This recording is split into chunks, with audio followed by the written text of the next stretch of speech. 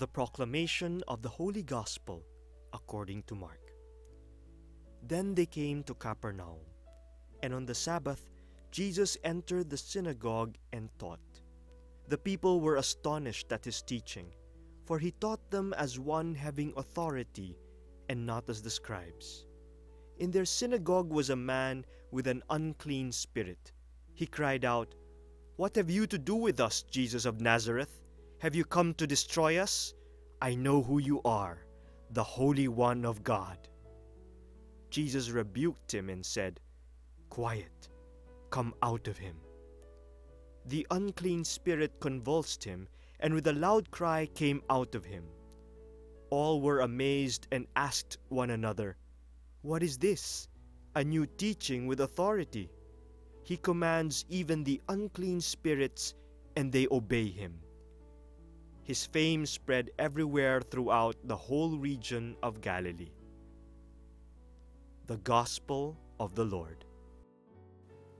Our Gospel passage for this Sunday is taken from the Gospel of St. Mark.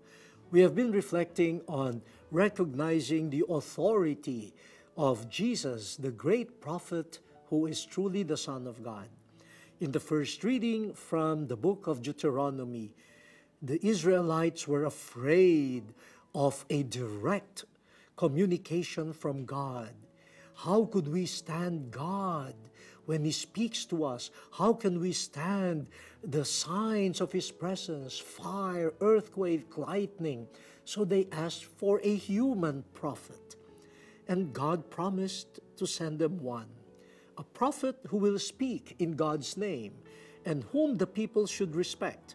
But it is a human prophet that is promised to them, one of them. And then in the second reading, St. Paul tells us that when it comes to Jesus, we should not just listen to Him, we should not just obey His commands, we should not allow anything, anyone to distract us from our focus on Jesus. This is the type of response that Jesus deserves. Nothing should draw us away from our attentiveness to Jesus Christ. That is what He deserves. He is the prophet of God. In the Gospel, we find Mark's version of the beginning of the public ministry of Jesus. Very simple. Jesus enters a synagogue and He preaches, He teaches. A point of curiosity, St. Mark at this point does not even tell us what Jesus taught. We do not know. He just points to the fact that Jesus went to the synagogue and taught.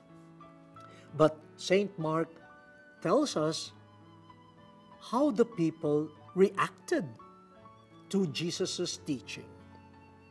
They were spellbound.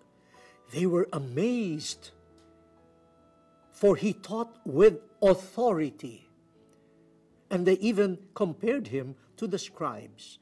The scribes taught without authority. Now, what is that authority of Jesus? What was that something, this power that the people experienced in Him when He was explaining to them the Word of God? What was this? And what was the source of this authority? You know, the answer would come from the unclean spirit that Jesus would drive out. The unclean spirit was, of course, frantic and declared to Jesus, "What are you doing here? Why are you meddling with us? We know who you are. You are the Holy One of God." There, my brothers and sisters, that is the source of the authority of Jesus. He is the Holy One of God. He is not just an ordinary human being. He is not just an ordinary prophet. He is not just like a human prophet promised in the first reading. Yes, he is truly human, but the unclean spirits knew him, his true identity. This human being, an outstanding preacher, is truly the Son of God.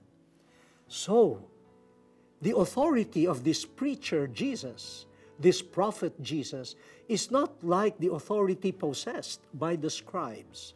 The scribes' authority came from their years of study and learning, from their abilities, from their skills, and also from the authority of the tradition. The scribes appealed to the teachings of the various rabbis in order to claim authority for their teaching. Jesus, however, did not need all of those. His authority came from God. He is truly the Son of God. And so, we need to listen to him. In fact, the first ones to listen to him were the unclean spirits. He told the unclean spirit, "Silence, get out." And wow, by the power of God in Jesus, by the power of his word, the evil spirit is expelled. And all the more, people were spellbound.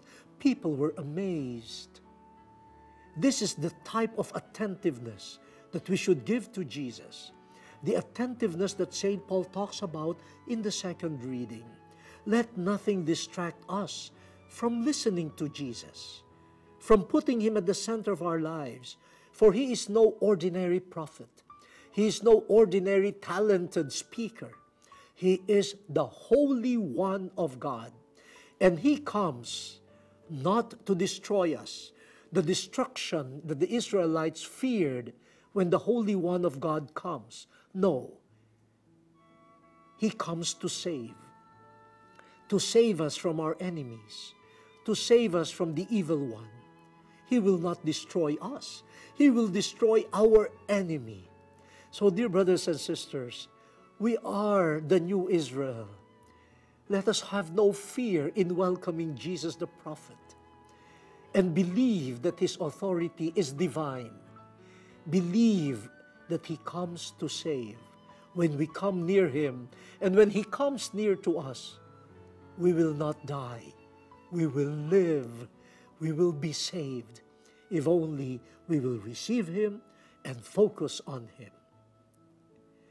My dear brothers and sisters, I remember a young religious woman. You know, we are celebrating the year of consecrated life. I met this young religious woman who was, who looked very young, looked very innocent, who looked like she had a lot to learn from life. And her first assignment after her first vows was to work with orphans. And not only orphans, but children who grew up on the streets, children who were subjected to the harsh realities of life. And we know the wounds that these children possess. Imagine not knowing who your parents are, growing abandoned, subjected to abuse of different sorts. Imagine what these children would be. Now, this sister was supposed to take care of them. But I noticed right away her beautiful disposition. She did not look harassed. She looked peaceful, tranquil, and even joyful. So when we were already having coffee after making the rounds of the center, I asked her, "How do you keep yourself sane? How do you keep yourself joyful?" And you know what she said? She said, "Well, I listen to Jesus, and I do not allow the temper of these children, even their mood swings, to distract me from Jesus. And when I'm focused on Jesus, I see Jesus, especially in the children. Then I'm energized and I'm happy." You see, you even survive the most difficult missions, you don't die. You live, you're energized if you're focused on Jesus. And you welcome the authority of the Holy One of God who became human to set us free. The word has been exposed. Let us now fulfill it.